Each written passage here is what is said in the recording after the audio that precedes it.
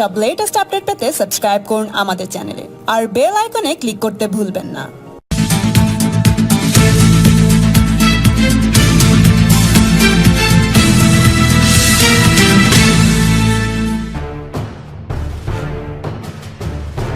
দলের কর্মী নিরলস পরিশ্রম করে দল ওনার ধৈর্য আছে, সাধারণ মানুষের আর ধৈর্য ধরছে না। কিছু করার জন্য লোকে অপেক্ষা করে যে উনি কিছু বলবেন, খোলাখুলি কিছু করবেন। বাকিটা ওনাদের পার্টির ব্যাপার, কি সমস্যা আছে না আছে ওনারা বুঝবেন। আমরা জানি ওই পার্টির মধ্যে কোনো গণতন্ত্র নাই, কাজ করার অধিকার নেই। অনেক জন বলেছেন নতুন কিছু না, এর যদি সমস্যার সমাধান চান তাহলে পার্টির বাইরে আসেন। বিজেপি সবাইকে আহ্বান করে রেখেছে, ডিসিশন ওদের নিতে হবে। একটা কোশ্চেন করছি দাদা, হরিপালের বিধায়ক বেচারাম মান্না গত দুদিন আগে কটূক্তি করেছে যে মমতা বন্দ্যোপাধ্যায় মাননীয়া নাকি দু হাতে দুটো লাল পতাকা উড়িয়ে দিয়েছে, একটা হচ্ছে বঙ্গধ্বনি যাত্রা আর একটা হচ্ছে দুয়ারে সরকার। তাদেরকে নাকি ভারতীয় জনতা পার্টি যারা শীর্ষস্থানীয় কর্তারা আছেন বা নেতারা আছেন তাদেরকে ষাঁড় বলে উল্লেখ করেছে এবং ষাঁড়েরা ওই পতাকা দেখে লাফাচ্ছে। কি বলবেন আপনি এরকম কটূক্তি? আমাদের কিছু বলার নাই, সে কে ষাঁড় কে নয় সে জানে না। আর একজন পাশের বিধায়ক তাকেই ষাঁড় বলে মাস্টারমশাই। তো সেই জন্য এটা ওদের পার্টির কালচার, পার্টির ভেতরের ব্যাপার। এই লাল পতাকা তো সিপিএম এর সময় ছিল, সেই লাল পতাকার কালচারটা ওনারা নিয়ে এসেছেন। তারা যেটা সম্পূর্ণ করতে পারেনি, শিল্পকে সম্পূর্ণ শেষ করতে পারেনি, শিক্ষা শেষ করতে পারেনি, ওনারা নিশ্চিন্তভাবে সেটা দায়িত্ব নিয়ে করেছেন। শিল্প, শিক্ষা, প্রশাসনকে একেবারে দুর্মুষ করে দিয়েছেন, অন্তর্জলি যাত্রায় চলে গেছে। তো সেজন্য লাল পতাকার কল্পনা তাদের কাছে আছে। আমাদের এই সময় চিন্তা করতে ভারতীয় জনতা পার্টি সাধারণ মানুষকে সঙ্গে নিয়ে পরিবর্তন করে এই সমস্ত আর জঞ্জালকে সাফল্য করতে চায়। একই রকম ভাবে কিন্তু রাজ্যে তৃণমূল কংগ্রেসের যেভাবে ভাঙন, তাতে কি মনে হচ্ছে কি 2021-এর নির্বাচন কি আদৌ হবে না, তার আগে সরকার ভেঙে পড়বে? কি মনে করছেন? সরকার ভাঙবে কিনা সেটা তো ওদের দায়িত্ব, যাদেরকে লোকে ভোট দিয়েছে। আমরা নতুন সরকার গড়ার কথা ভাবছি মে মাসের পরে। তো সরকার ভাঙুক আর না ভাঙুক, যে নির্বাচন হবে, নির্বাচনে সাধারণ মানুষ পরিবর্তন চাইছেন আর ভারতীয় জনতা পার্টি সম্পূর্ণ মেজরিটি নিয়ে সরকার গঠন করবে। মুখ্যমন্ত্রী বলছেন যে করোনার যে ভ্যাকসিন কম দেওয়া হয়েছে। মুখ্যমন্ত্রী বলেছেন করোনার ভ্যাকসিন কম দেওয়া হয়েছে, কিন্তু সকলে নিশ্চিত থাকুন, বাকিটা আমি দিয়ে দেবো। যেমন রাজ্য সরকার তো সূচি পাঠাবে কতজন পাওয়া উচিত।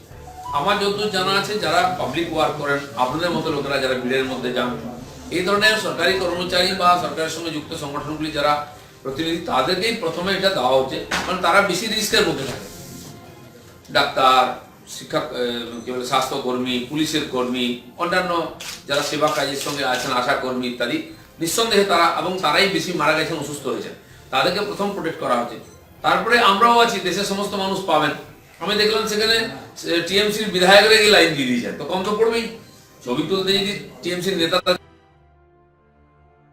ভ্যাকসিন চাই, সবসময় একটা ধোঁয়াশা তৈরি করা হয়, কৃষকদের নাম যায় না, কৃষক নিধি পাওয়া যায় না এখানে, সম্মান নিধি। তো সেরকম কিছু হয়নি। তো সেটা মমতা ব্যানার্জি খুলসা করা উচিত, কতজন আছেন লোক, কতজনের নাম গেছিল, কতজনের ভ্যাকসিন আছে। सर, आज मेयर फिरहाद हकीम ने कहा कि अपने टीएमसी में कोई टीएमसी छोड़ के दूसरे पार्टी में नहीं जा रहा है, भाजपा में भी नहीं जा रहा है। ये सारा चीज जो है भाजपा अफवाहें फैला रही है, क्या कहेंगे सर? लोग उनकी बात पर यकीन करेंगे कि घटना जो हुई उस पर यकीन करेंगे। लोकसभा के पहले 3 एमपी, सिटिंग एमपी रिजाइन करके हमारे पार्टी में आए। लोकसभा के बाद अभी पिछले ही महीना लगभग 10 एमएलए और एमपी भी आ गए हैं, और बाकी लोग टिकट कट चुके हैं, कन्फर्मेशन नहीं हुई है।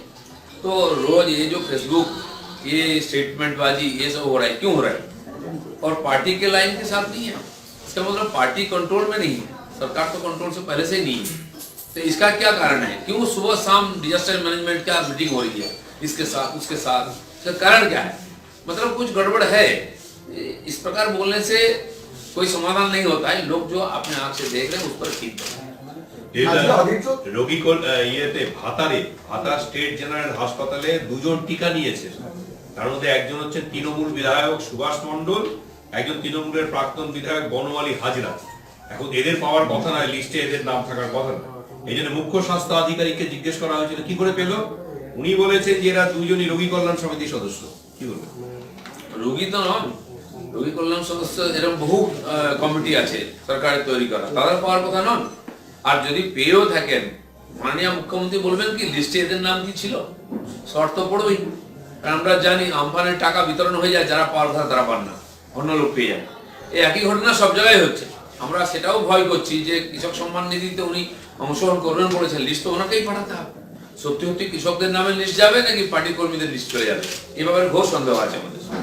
রাজীব বন্দ্যোপাধ্যায় আজকে ফেসবুক লাইভ করেছে, সেখানে উনি বলেছেন যে আমি মানুষের জন্য কাজ করতে চাই বৃহত্তর প্ল্যাটফর্মে গিয়ে, কিন্তু এখানে যখন কাজ করছি তখন বাধা আসছে, সেটা খুবই দুঃখের। দুঃখে তো বটেই, দুঃখ প্রকাশ করে তার সমাধান হবে না, সমাধানের জায়গা আসতে হবে। যদি কাজ করতে চান ছেড়ে আসুন।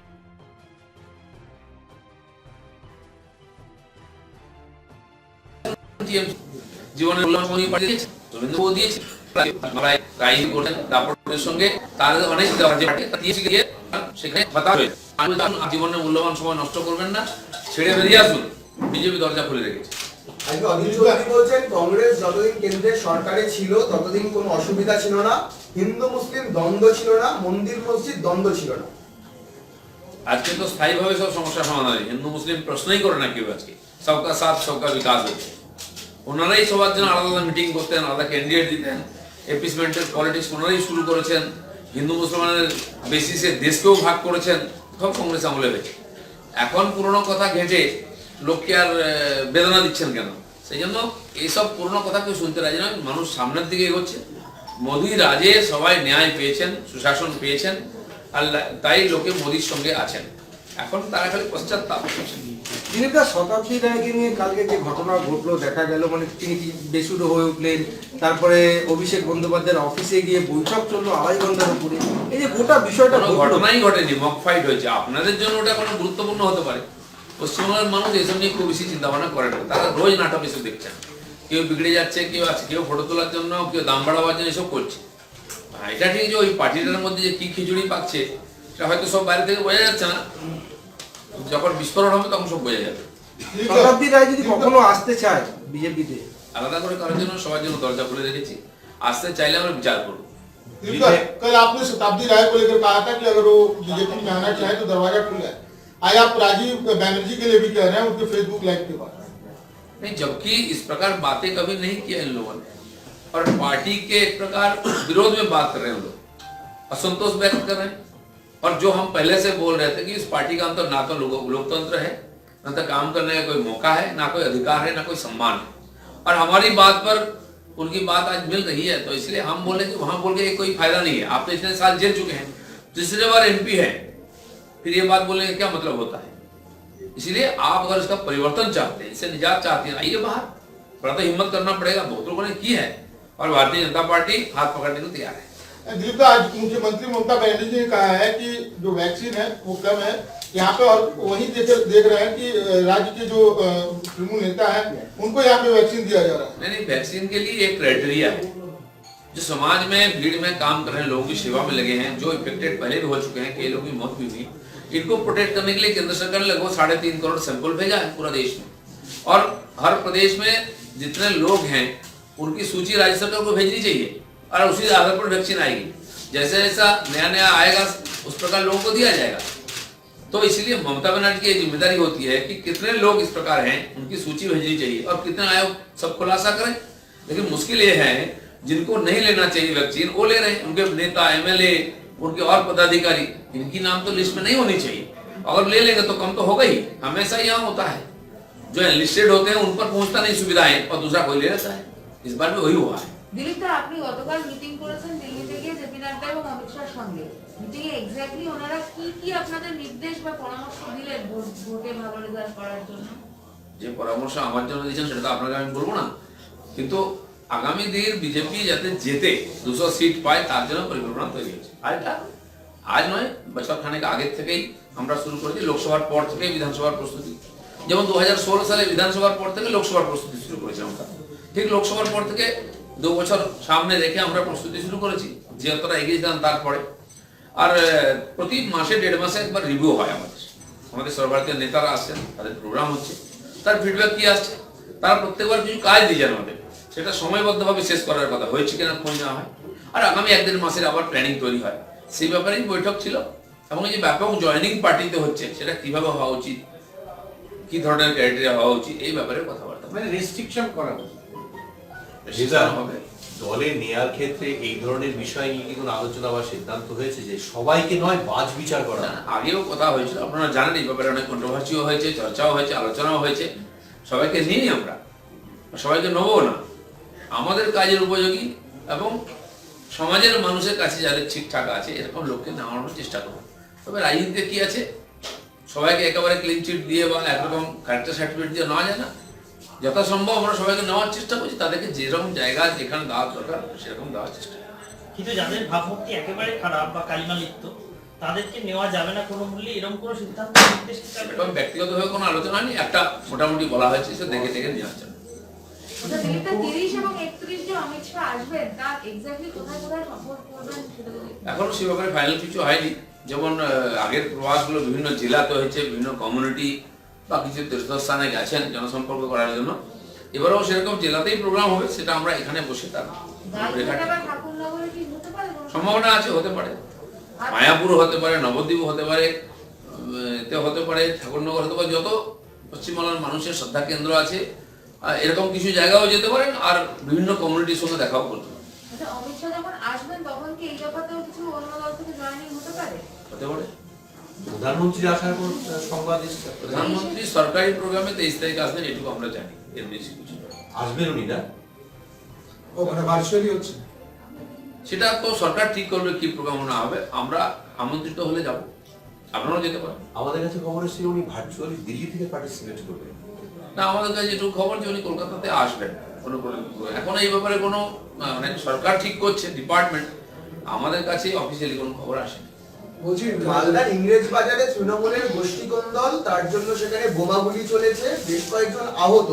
আপনারা তো বারংবার অভিযোগ করেন যে রাজ্যটা এই বোমাগুলির আতুরঘর হয়ে গেছে, সন্ত্রাসের আতুরঘর। আবার ওখানে এটা নতুন কিছু না, বোমাগুলি তৈরি হতে থাকে, আমদানি হতে থাকে, তার কোয়ালিটি টেস্ট করার জন্য মাঝে মধ্যে ওনারা মক ফাইট করেন। আমার মনে সেরকমই আছে। কালিয়াচক মালদা এটা কোনো নতুন ঘটনা নয়। কারখানায় বম ব্লাস্ট হলো, 8 জন লোক মারা গেল। কি ব্লাস্ট হলো, বম কি তার খোলাসা হলো না, চাপা পড়ে গেল। এরকম প্রায় হয়ে থাকে। আমরা বারুদের স্তূপের উপরে বসে আছি, প্রশাসনের তরফ থেকে কোনো কন্ট্রোল নেই, কোনো রোকঢোক নেই, আর কোনো ভয়ভীতিও নেই যারা অসামাজিক কাজ করছে। সেই জন্য এই ধরনের ঘটনাটা অসম্ভব কিছু। দাদা, অগ্নিকাণ্ড যেভাবে রাজ্যে বিশেষত কলকাতার মধ্যে গত কয়েকদিন আগে দেখেছেন কাদাপাড়াতে একটা ঘটনা, তারপরে এদিকে বাগবাজার, তারপরে নিউ টাউন, কি মনে করছেন এটা কি সত্যি কি কোনো অ্যাক্সিডেন্ট নাকি কি বলবেন আপনি? কলকাতায় আগে এরকম অগ্নিকাণ্ড হয়েছে, সেই নিয়ে অনেক তর্ক বিতর্ক সন্দেহ হয়েছে এবং অগ্নিদিও বলেছেন যে এটা কি সত্যি সামনে আসার চেষ্টা হয় না, এবারেও হয়নি। আর টিএমসির পার্টির মধ্যে যখন আগুন লেগে গেছে, বাংলায় তো যেখানে সেখানে লাগবেই। বলছি দিলীপদা, আপনি প্রশ্নের উত্তরটা দিলেন, আর একবার প্রশ্ন করছি, সেটা হলো যে মুখ্যমন্ত্রী প্রথমে বললেন যে ফ্রিতে ভ্যাকসিন দেওয়া হবে, তারপরে এখন বলছেন যে যেটা কম আছে সেটা আমি দিয়ে দেবো। ঠিক এই পার্টটা একটু যদি মানে না, আমার প্রশ্ন হচ্ছে যে কম বেশি কি হয়েছে সেটা মানুষকে জানানো উচিত। কমপ্লেন করলে আমরা কমপ্লেন করা অভ্যাস, সমাধানে যাওয়ার অভ্যাস না। আর যদি দিতেই হয় কতজনকে দেবেন? উনি কি এখানে কি রিসার্চ করে তৈরি করেছেন কি স্যাম্পল?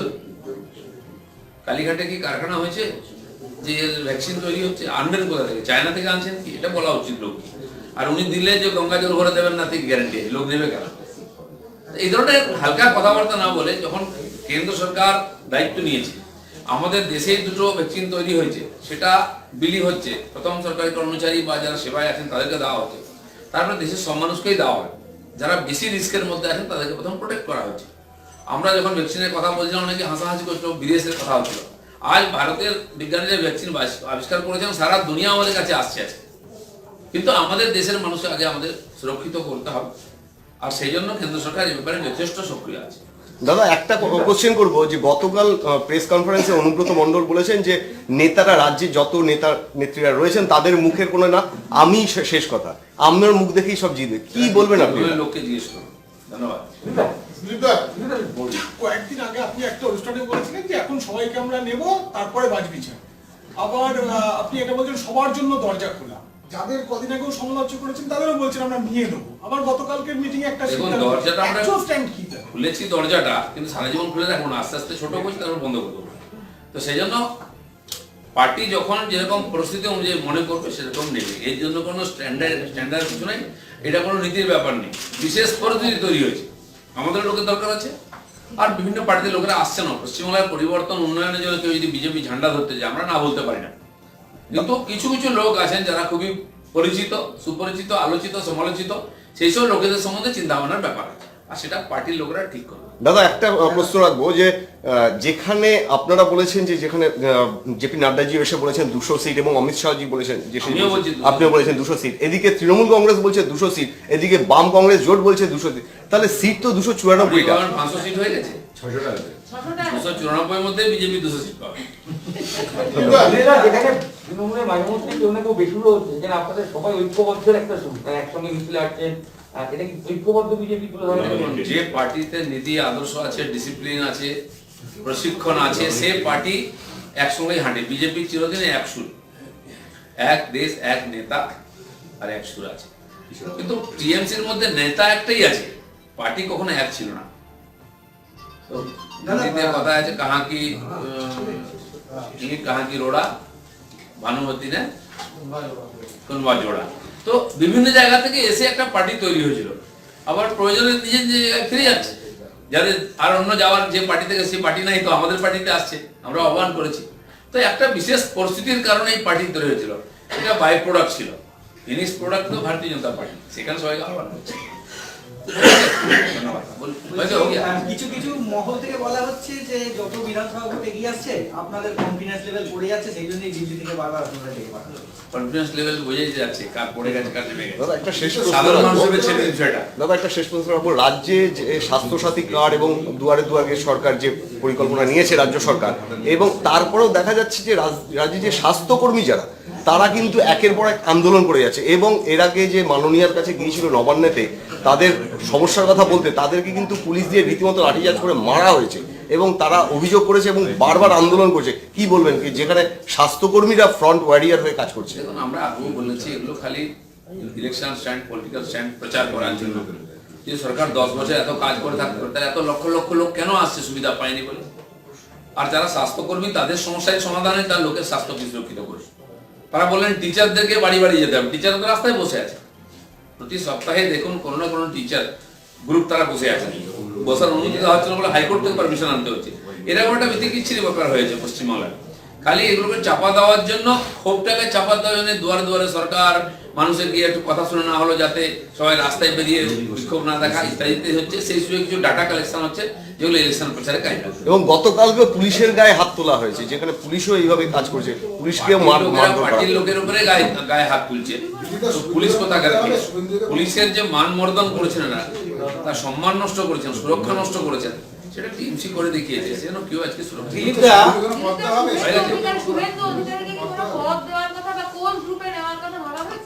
সব ভাবনা চিন্তা চলছে, সেটা কোথায় হবে পরে জানানো হবে। দিলীপদা, সর্বভারতীয় গণমাধ্যমের কার্তিক ব্যানার্জি মুখ্যমন্ত্রীর ভাই এসে পরিবারতন্ত্রের বিরুদ্ধে বেশ কিছু মন্তব্য রেখেছেন, আপনি তো শুনেছেন, কিভাবে দেখছেন তার এই বক্তব্য? একটাই কথা বলবো, একই কথা শুনিয়াছি মন্থরা আর